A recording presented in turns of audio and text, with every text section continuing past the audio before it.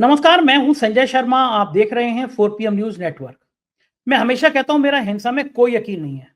लेकिन पिछले दिनों मैंने अपने कई प्रोग्राम में कहा कि मुख्य चुनाव आयुक्त और बाकी उनके दोनों जूनियर चुनाव आयुक्त को बांग्लादेश की उस खबर को निगाह में रखना चाहिए कि वहां पे सोशल मीडिया पे खबर वायरल हो रही थी कि वहां की जनता ने मुख्य चुनाव आयुक्त की जूतों से पिटाई कर दी। भारत में ऐसा कभी नहीं होगा, मैं चाहता भी नहीं कभी हो। लेकिन जब जनता सड़क पे आती है ना तो बड़े से बड़े जन सैलाब बह जाते हैं। जेपी का मूवमेंट आपको याद करो कि होगा कि सिंहासन खाली करो कि जनता आती है। आखिर में चुनाव आयोग को लगा कि ये जो बिहार में वो लोचा करने जा रहा है ना, बिहार में जो बेईमानी का एक बढ़िया प्लेटफॉर्म करने जा रहा है, ये बिहार है। बिहार के लोग बड़े एक्टिव हैं, बिहारी बाबू लोग बड़े एक्टिव हैं। तो वो चुनाव आयोग को समझ में आ गया कि अब इस तरह इंडिया गठबंधन के लोगों ने सड़कों पर उतरने का आह्वान कर दिया। खैर नहीं है तो अपना फैसला वापस लिया। लेकिन अब अगली साजिश क्या करेगा बिहार में? अगली कौन-सी प्लानिंग करेगा? साहेब के कहने पे क्या चाल चलेगा? तो मैंने ये सोचा कि जब इस पूरी लड़ाई को जब कांग्रेस गई सुप्रीम कोर्ट में लड़ने के लिए, तो लीगल सेल में गुरदीप सप्पल साहब शामिल हुए।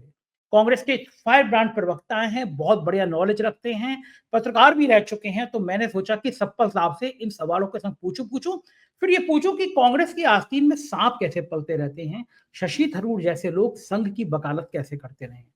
बहुत बढ़िया बातचीत है सप्पल साहब से, आप पूरी सुनेंगे तो आपको बहुत मजा आएगा।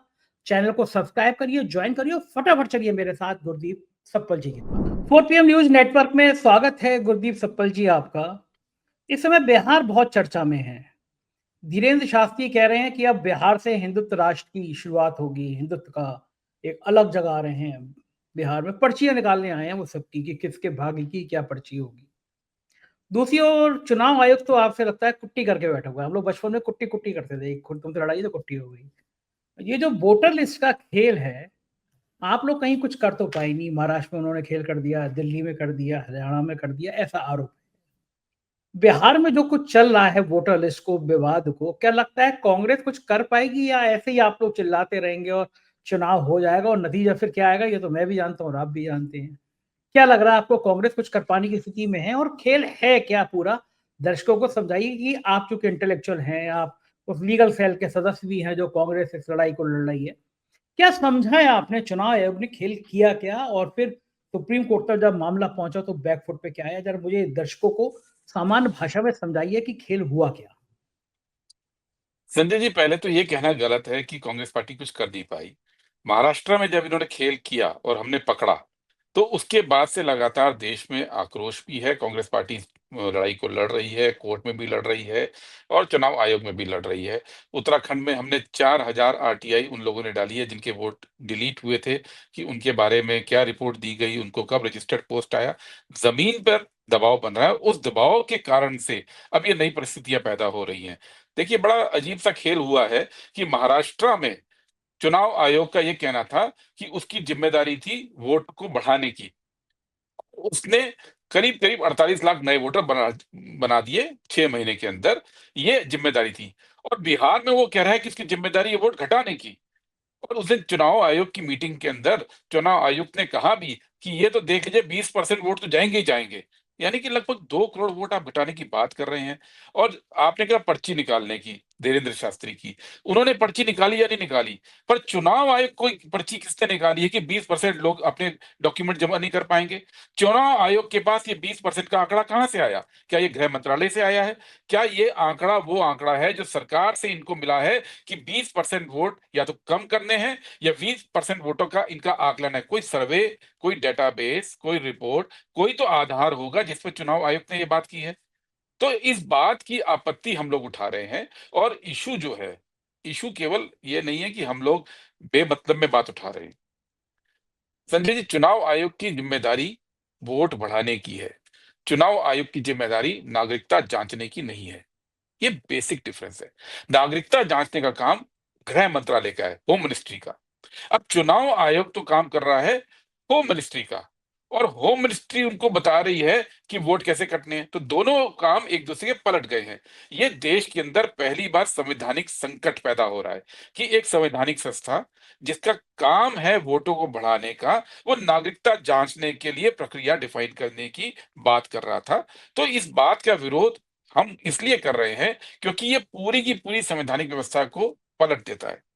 अब आप इसको अगर थोड़ा-सा इतिहास में देखिए, चुनाव आयोग वो संस्था है जिसका एक बहुत बड़ा लोकतंत्र के अंदर रोल है। अगर चुनाव आयोग सक्षम नहीं होता, तो 1952 में जब पहले चुनाव हुए 51-52 में, तो इस देश में लोकतंत्र नहीं होता।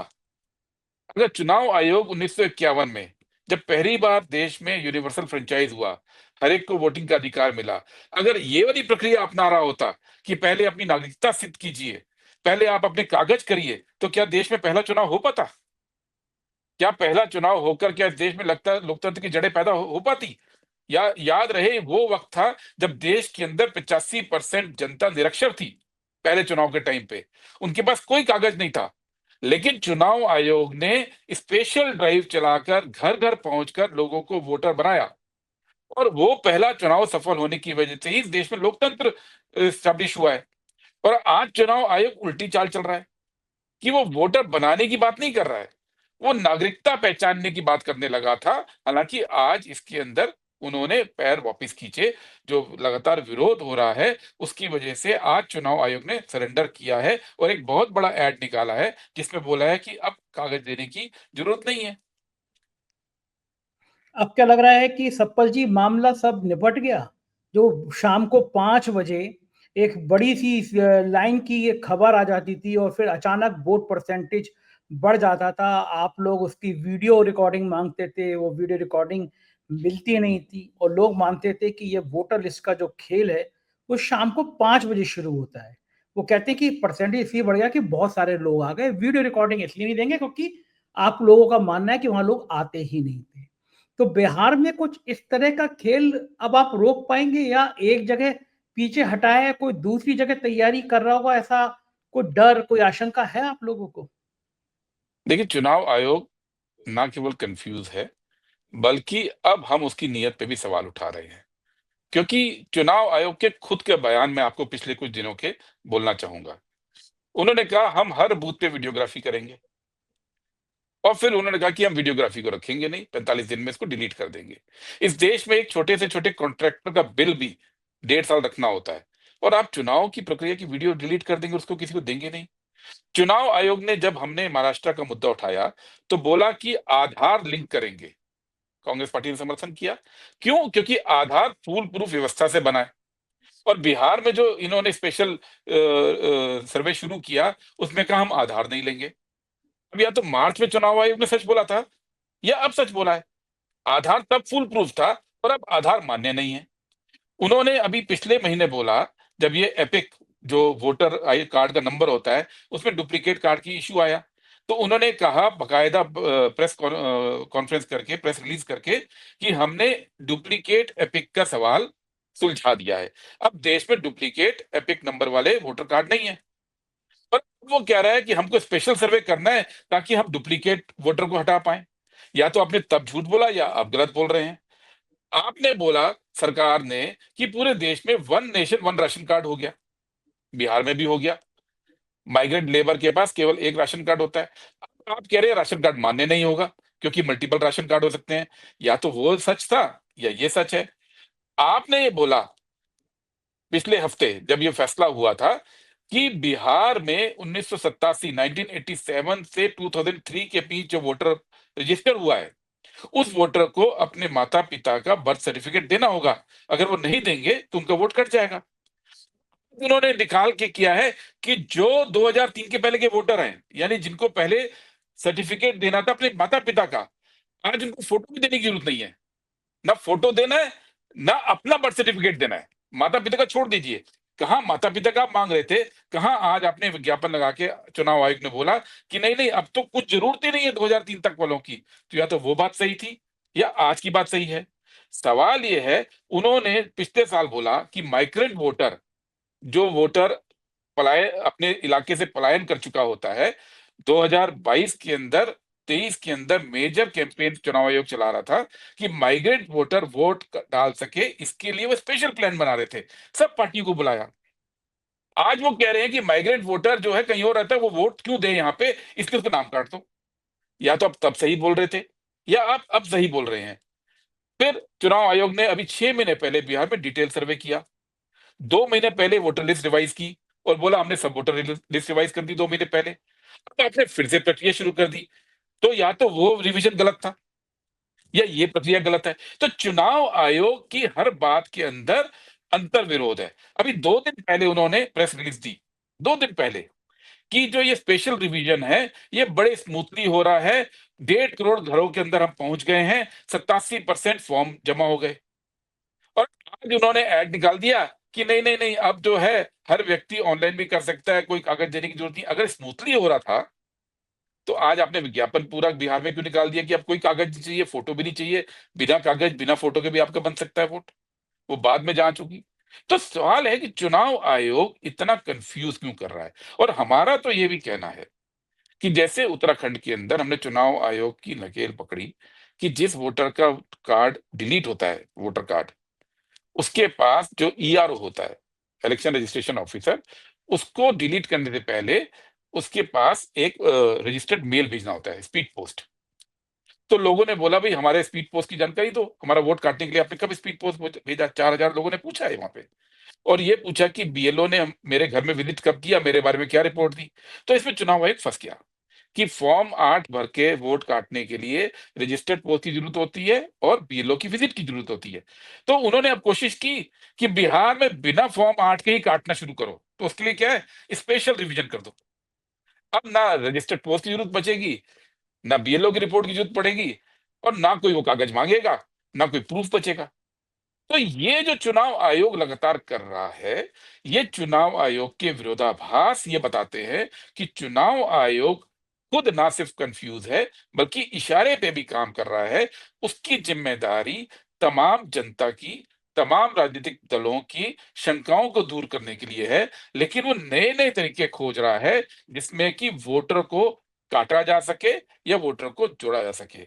और आखिरी बात, बिहार के अंदर सारे सरकारी लोग, उनके पास कागज पहुंचते और वो ये जांच करते कि कागज सही है या नहीं है। अब चुनाव को 3 महीना बचा है, तो पहले तो सरकार किसकी है, उनके पास, सरकारी लोगों के पास इस बीच में कितनी पावर आप दे रहे हैं? और अब पता लगा कि 4 लाख वॉलंटियर भी इस काम में लगेंगे। 4 लाख वॉलंटियर।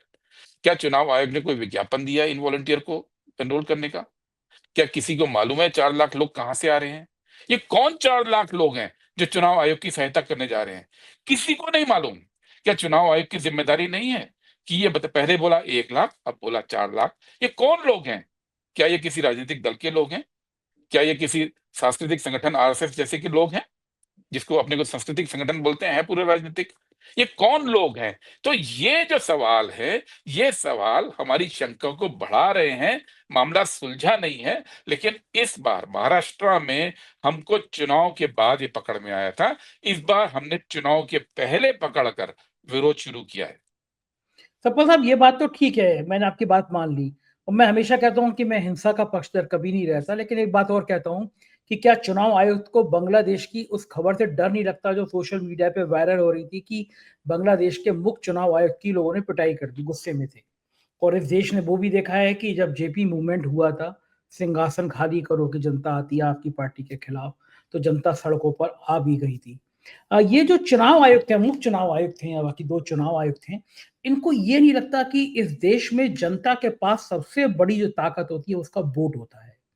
आप उस वोट से खिलवाड़ कर रहे हो, तो जनता रिएक्ट करेगी, जनता सड़कों पे आएगी। नहीं हो, जब वो जनता को गुस्सा आता है, उसे किसी नेता की जरूरत नहीं होती, उसे गुरदीप सप्पल, राहुल गांधी, खड़गे जी, किसी की जरूरत नहीं होती है। तो खुद ही गुस्से में सड़क पे आते हैं, भाई ये तो हमारा वोट कैसे छीन लोगे? चिंता क्यों नहीं होती चुनाव आयोग को? इतना इस तरह की कार्रवाई कैसे करता रहता है? संजय जी, आपने बिल्कुल ठीक बोला। लोकतंत्र बचाने की जिम्मेदारी वो केवल राजनीतिक दलों की नहीं होती, बल्कि लोकतंत्र तभी बचता है जब जनता उसको बचाना चाहती है। जनता सबसे बड़ी स्टेक होल्डर है। दुनिया में जहां पे जनता विमुख हो गई लोकतंत्र से, वहां लोकतंत्र को कोई नहीं बचा पाया, और जहां जनता सजग रही, वहां कोई छीन नहीं पाया। और बिहार के अंदर जिस तरह से लोगों का विरोध नजर आने लगा है, वो संकेत चुनाव आयोग ने पढ़े हैं। इसीलिए चुनाव आयोग ने आज विज्ञापन निकाल के बोला कि जिन लोगों से पहले वो उनके माता पिता का बर्थ सर्टिफिकेट मांग रहे थे, यानी सिटीजनशिप प्रूफ मांग रहे थे, अब उन लोगों को ना तो सर्टिफिकेट देना है, ना कोई और कागज देना है, ना फोटो देनी है। उन लोगों को कुछ नहीं करना। उनको वैसे का वैसा त्यों का त्यों उन्होंने एक्सेप्ट करने का आज विज्ञापन निकाल दिया। तो ये जनता के दबाव का खौफ है। ये जनतंत्र के अंदर, लोकतंत्र के अंदर आपने सही बोला, उस गुस्से को चुनाव आयोग को पहचानना चाहिए, क्योंकि इस देश के अंदर लोकतंत्र किसी राजनीतिक पार्टी के दम पे नहीं टिका है। इस देश में लोकतंत्र कोई अफसरों के दम पे नहीं टिका है। इस देश में लोकतंत्र किसी संस्था के दम पे नहीं टिका है। इस देश के अंदर लोकतंत्र जो टिका है संजय जी, वो जनता के दम पे टिका हुआ है। हम सब तो जनता के साथ चलकर उसको मजबूत या कमजोर करने का काम कर सकते हैं। और ये बात चुनाव आयोग को कुछ समझ में आई है, और मैं उनको सलाह देता हूं कि ये बात वो पूरी तरह से समझें। इस देश के अंदर अगर आप करोड़ों लोगों का वोट काटने का या फर्जी वोट को संगठित रूप से बनाने का काम करेंगे, तो जनता माफ नहीं करेगी, और उनको अपना इतिहास भी याद करना चाहिए। मैंने शुरू में बोला, मैं फिर से दोहराऊंगा, वो उस संस्था के वारिस हैं जिस संस्था की वजह से इस देश के अंदर लोकतंत्र की जड़ें जमी है संजय जी। जब पहले चुनाव आयुक्त थे सुकुमार सेन, जब उन्होंने पहली बार चुनाव कराया, तो लोगों ने जीवन में, देश के 90% से ज्यादा लोगों का कभी वोट नहीं बना था। लोगों ने जीवन में कभी वोट दिया नहीं था। लोगों को ये मालूम नहीं था कि वोट चीज क्या होती है। देश का बंटवारा हुआ था और सैकड़ों रियासतें नई जुड़ी थी भारत राष्ट्र के अंदर। उससे पहले एक तिहाई देश के जो नागरिक थे, वो भारत के नागरिक नहीं, वो उन राजाओं के नागरिक माने जाते थे। उनकी नागरिकता का नहीं पता था। ये नया कॉन्सेप्ट आया था संविधान बनने के बाद। लोग इलिटरेट थे, अनपढ़ थे, लोगों को ये मालूम नहीं था वोट होता क्या है, वोट देना कैसे होता है। लोगों को कैंडिडेट के नाम पढ़ने नहीं आते थे क्योंकि निरक्षरता थी। तो नया कॉन्सेप्ट लाए दुनिया में कि एक चीज होगी चुनाव चिन्ह, और लोग चुनाव चिन्ह देके वोट करेंगे। ये भारत का इनोवेशन है।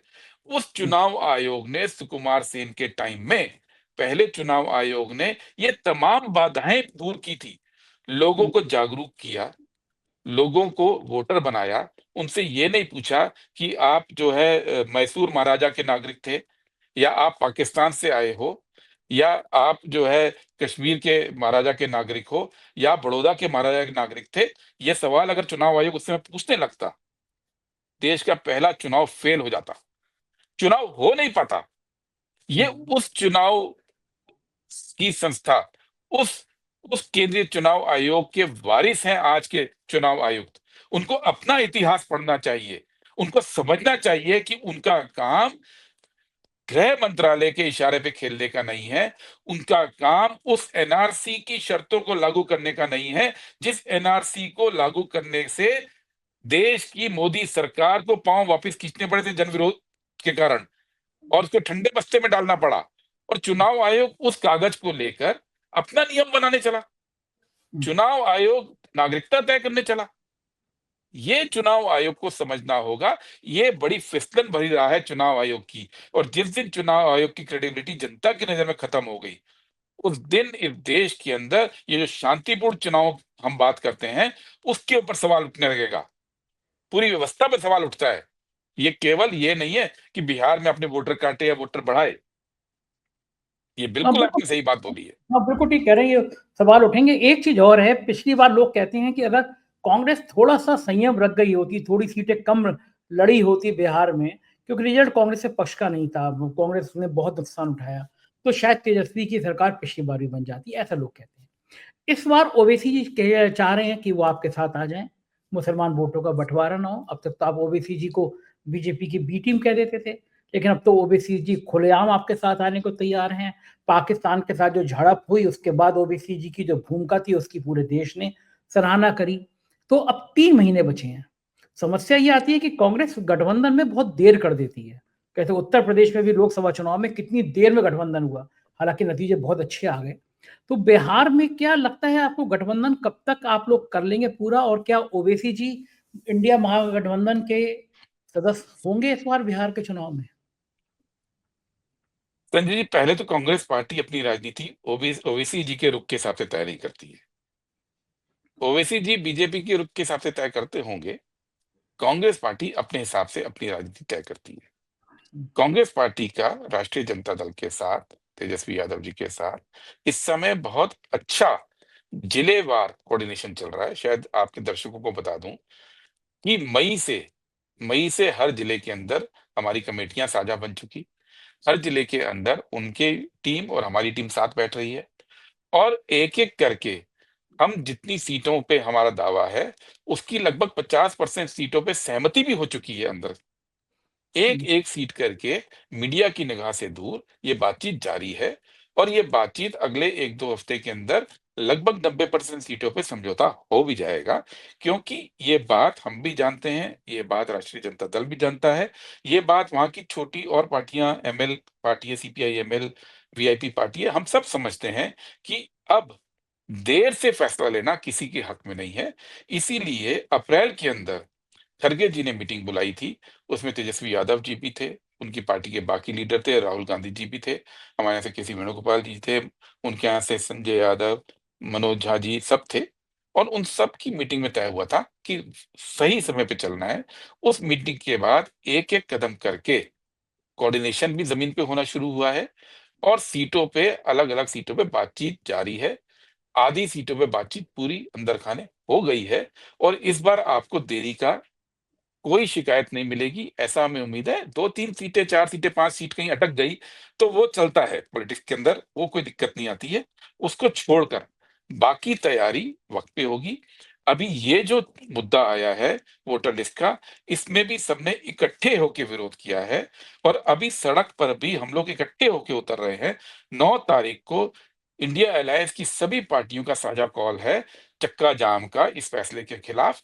और ये जो गठबंधन है, ये वैचारिक लेवल पे है, ये चुनावी लेवल पे है, और अब ये सड़क पर भी उतरता नजर आएगा आपको। ये आप अब देखते रहेंगे, 9 तारीख को भी आपको दिखेगा ये बात।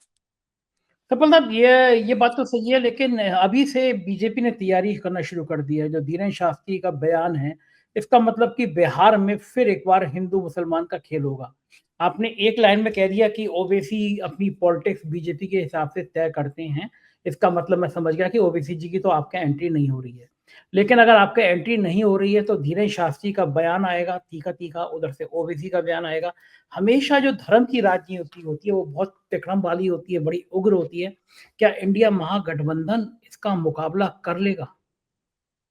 देखिए, भारतीय जनता पार्टी धर्म की राजनीति करती है, लेकिन ये वो भारतीय जनता पार्टी अब पुरानी बीजेपी नहीं है। ये वो भारतीय जनता पार्टी है जो धर्म के आधार पे बने हुए पाकिस्तान को शिकस्त देने में चूक गई और घुटने टेक दिए। फौज जीत रही थी और बीजेपी पीछे हट गई। ये वो बीजेपी है जिसको गांव-गांव में इस बात का जवाब देना पड़ रहा है। इसीलिए आखिरी वक्त पे घबरा कर उन्होंने अब ये कोशिश की है कि बिहार के 2 करोड़ वोटर का नाम ही काट दो। ये जो बदहवासी वाला फैसले हो रहे हैं, ये इस बात के संकेत हैं कि जो उनका हिंदू मुस्लिम का एजेंडा था, वो अब देश में नहीं चल रहा है। देश ये देख रहा है कि ये वो पार्टी है जो नफ़रत का बीज बाँटती है, उससे फ़ायदा उठाती है, लेकिन जब असली लड़ाई लड़ने का मौका आया, तो आपने घुटने टेक कर पाँव वापस खींच लिए। तो ये जो सच्चाई है, ये भी आज बिहार के वोटर के सामने है, और आप यकीन मानिए, इस बार लोग ये सवाल गाँव-गाँव में पूछ रहे हैं। लोग ये नहीं पूछ रहे हैं कि आपने अपने देश के अंदर धर्म के आधार पे जो बँटवारा किया है, उसका क्या हुआ? लोग ये पूछ रहे हैं कि जो देश का बँटवारा हो चुका है 47 में, और वो देश जो आतंकवाद को परोसता रहता है, उस देश के साथ आप क्या कर रहे हैं? लोग पूछेंगे, और हम भी सवाल पूछेंगे। अभी वो पाकिस्तान जिसपे ये लोग आरोप लगा रहे थे कि हमने उसको दुनिया में अलग-थलग कर दिया है। पिछले हफ्ते यूनाइटेड नेशन सिक्योरिटी काउंसिल के जो रोटेशनल अध्यक्ष बनते हैं, अभी पिछले हफ्ते वो पाकिस्तान जीता है। 193 में से 182 देश ने पाकिस्तान के पक्ष में वोट किया। 8 देश उन्होंने वोट नहीं किया, और केवल 2 देश भारत के पक्ष में एक किस्म से नज़र आए, जिन्होंने खिलाफ दिया। तो आज ये पूछेंगे ना कि ये कैसे विश्व गुरु हैं जिनके पूरी दुनिया में केवल 2 ही चेले बचे, बाकी सब पाकिस्तान के साथ चले गए आप? तो ये आपके कैसे अंदर विश्व कुछ, गुरु हैं? आप ये इतने कैसे विश्व गुरु हैं जिन्होंने भारत को पूरी दुनिया में अलग-थलग कर दिया? आतंकवाद पाकिस्तान परोसता है, पैसा आप आईएमएफ से पाकिस्तान को मिलता है, भी यूनाइटेड आप नेशन में समर्थन पाकिस्तान को मिलता है, विश्व गुरु हमारे लोग बने हैं। ये तो जनता पूछ तो रही है ना। जी जी, आप पाकिस्तान के इतने ताकतवर होने से इतने खुश क्यों हैं? आपको तो दुखी होना चाहिए, पाकिस्तान ताकतवर हो रहा है, आप पाकिस्तान की खुश तारीफ। नहीं है, हम्म हम लोग क्रोधित हैं। हम हम्म लोग वो लोग हैं जिन्होंने देश का ताकत का इस्तेमाल 2008 में दिखाया था। जब ताज पे हमला हुआ था, ताज होटल पे मुंबई के अंदर, तो उस समय भारत सरकार ने, जो डॉक्टर मनमोहन सिंह की सरकार थी, तमाम देशों के साथ अप्रोच किया था, पाकिस्तान का कच्चा चिट्ठा बताया था, और तमाम देश, 54 देश आए थे उस समय, बड़े देश, जिन्होंने भारत के साथ खुलकर स्टैंड लिया और पाकिस्तान की निंदा की। उन 54 देशों के अंदर अमेरिका भी था, रशिया भी था, चाइना भी था, उसके अंदर इंग्लैंड भी था, उसमें फ्रांस भी था, उसमें जर्मनी भी था, उसमें यूनाइटेड नेशन सिक्योरिटी काउंसिल के सभी 20 देश थे। उसके अंदर जितने ब्रिक कंट्री हैं, जितने उस समय दूसरे ग्रुप से, ब्रिक तो नहीं था, जो दूसरे रीजनल ग्रुप से, उन सब कंट्रीज ने दिया। ब्राजील आपके साथ आया, मेक्सिको आपके साथ आया, अफ्रीकन देश आपके साथ आए, नेपाल आपके साथ आया, भूटान आपके साथ आया, मॉरिशस आपके साथ आया, बांग्लादेश आपके साथ आया, म्यांमार आपके साथ आया। 2 देश रह गए। इस पे हमें क्रोधित नहीं होना चाहिए। इस देश ने पाकिस्तान को पूरे दुनिया में एक्सपोज किया था कि वो आतंकवाद का पोषक है, और पूरी दुनिया भारत के साथ खड़ी हुई। और इन लोगों ने, मोदी सरकार ने आज वो स्थिति पैदा कर दी है कि पहलगाम जैसा जघन्य हत्याकांड होने के बाद दुनिया पाकिस्तान के साथ खड़ी नजर आ रही है। इस बात को हम फेलियर नहीं मानेंगे सरकार का? क्या इसके लिए हम सरकार से सवाल नहीं पूछेंगे? क्या इस पे देशवासियों का खून नहीं खौलना चाहिए? ये तो सवाल पूछा जाएगा ना, कि नहीं, जब ठीक बात। पूरा दुनिया हमारे साथ खड़ी होती थी, आज वो पाकिस्तान के साथ क्यों खड़ी है? ये बात सवाल सही तो है, पूछना होगा। बिल्कुल पूछना चाहिए। और इस बात का जवाब देने के लिए कि पाकिस्तान कितना बड़ा आतंकी देश है, मोदी जी ने तो एक अच्छी पहल करी, आपके सांसद शशि थरूर जी को भेजा कि भाई बता के आओ। कांग्रेस के सांसद बताने गए, लेकिन लौट के आके आरएसएस की तारीफ करने लगे। आप ही के सांसद ऐसी बातें करने लगती हैं तो कोई क्या करे। नहीं, जो हमारे सांसद गए थे संजय जी, उनको कांग्रेस पार्टी ने विधिवत रूप से सरकार के पास एग्री किया था कि देश का मामला है, हमारे सांसद सरकार की तरफ से दुनिया में जाएंगे, और जब जाएंगे तो जो सरकार की ब्रीफिंग होगी वो भाषा बोलेंगे। हमारे सांसदों ने खास तौर पर, जो हमारे डॉक्टर सलमान खुर्शीद जी जैसे थे, जैसे डॉक्टर अमर सिंह थे, जैसे आनंद शर्मा जी थे, वो सब डिस्कस करके गए थे। कांग्रेस शशि अध्यक्ष से थरूर खड़गे जी से डिस्कस शशि किया था। थरूर शशि साहब थरूर को भी हमारे यहाँ से बिल्कुल संदेश था, उनसे भी बातचीत हमारी हो रही थी कि भई वहाँ पे जाके बोलना क्या है। क्लियर कट कांग्रेस हाईकमान ने ये फैसला किया था कि जब आप देश के तरफ से दुनिया में जा रहे हैं, तो आप वही बात बोलेंगे जो सरकार का पक्ष दुनिया के सामने रखना है। लेकिन 40 से ज्यादा देशों में गए, उन 40 में से एक देश आपके साथ नहीं खड़ा हुआ। यानी हमने तो जिम्मेदारी पूरी की, कांग्रेस पार्टी ने और बाकी विपक्षी दलों ने भी। बाकी विपक्षी दल और कांग्रेस पार्टी ने देश के प्रति जिम्मेदारी पूरी की। लेकिन जो सरकार की जिम्मेदारी थी कि दुनिया घूम ली, 40 से ज्यादा देश में प्रतिनिधिमंडल गया, और वो सब देश पाकिस्तान के लिए वोट कर रहे हैं। ठीक बात है, मुझे ये लगता है किसकी कि विफलता है? नहीं ये बात विफलता नहीं। किसकी है? हम्म, ये विफलता तो मोदी सरकार की है, उनको जवाब देना पड़ेगा। हमने अपना राष्ट्र धर्म निभाया, हमारे सांसदों ने अपना राष्ट्र धर्म निभाया, लेकिन भारतीय जनता पार्टी के अंदर वो काबिलियत नहीं दिखी कि सब पार्टियों के सपोर्ट के बावजूद ना तो वो ऑपरेशन सिंदूर को अंतिम परिणति तक ले जा पाए, सब पार्टियों के सपोर्ट के बावजूद ट्रंप के कहने पर उन्होंने सीज फायर कर दिया, और ट्रंप ने पहले अनाउंस किया, और सब पार्टियों के सपोर्ट के बावजूद वो दुनिया में वो तमाम देश जो भारत के साथ हमेशा आतंकवाद के मुद्दे पे खड़े होते थे, उनको अपने साथ नहीं ला पाए हैं। ऐसी सरकार तो भारत ने कभी देखी नहीं है। ठीक ये तो बात। पहली बार ऐसे हो रहा है कि दो देश आपके साथ वोट दे रहे हैं यूनाइटेड नेशन में। 2 देश, विश्व गुरु के 2 चेले कौन से हैं, वो जानने में भी देश बड़ा उत्सुक है। मुझे लगता है कि प्रेस कॉन्फ्रेंस करके भारत सरकार को बताना चाहिए कि वो कौन देश हैं जो आज भारत के साथ हैं, और बाकी क्यों भाग गए, ये भी बताना चाहिए। मुझे तो लग रहा है कि मोदी जी की सरकार की एक अगली या बीजेपी की जो प्रेस कॉन्फ्रेंस होगी उसमें बताया जाएगा कि मोदी जी जब हाथ मिलाते हैं तो उसमें बड़ा तेज करंट आता है, और कांग्रेस के सांसद उस करंट से सम्मोहित हो जाते हैं। क्योंकि शशि थरूर से हाथ मिलाया, और शशि थरूर संघ की जो बात कह रहे हैं उस पे आप कुछ बता ही नहीं रहे हैं कि शशि थरूर को संघ से इतना प्यार क्यों हो गया? संजय जी, शशि थरूर की जो पॉलिटिक्स है उसमें मुझे कुछ नहीं कहना है, लेकिन बहुत सारे लोग, चाहे उसमें माधवराव ज्योतिरादित्य सिंधिया हो, चाहे उसमें सुरेश पचौरी हो, ऐसे बहुत सारे लोग, क्योंकि मैं आज छत्तीसगढ़ में बैठा हुआ इंटरव्यू दे रहा हूं तो यहाँ के नाम याद आ रहे हैं। ये तमाम लोग कांग्रेस को छोड़ के बीजेपी के अंदर गए, और इन लोगों का क्या कहना होता था कि कांग्रेस बीजेपी से पूरी दम से लड़ नहीं रही है, उसको हरा नहीं पा रही है। तो ये कभी आपने सोचा कि भारत पाकिस्तान का क्रिकेट मैच चल रहा हो और भारत की टीम में कोई खिलाड़ी बोले कि भैया कैप्टन की कैप्टनशिप अच्छी नहीं है, अब मैं पाकिस्तान से जाके खेलूंगा क्योंकि मैं पाकिस्तान को हराना चाहता था और ये टीम हरा नहीं पा रही है, तो अब मैं पाकिस्तान से खेलूंगा। ये ऐसी विचित्र बात, ऐसी क्यों ऐसी विचित्र बात इस कांग्रेस देश के अंदर की हो रही है।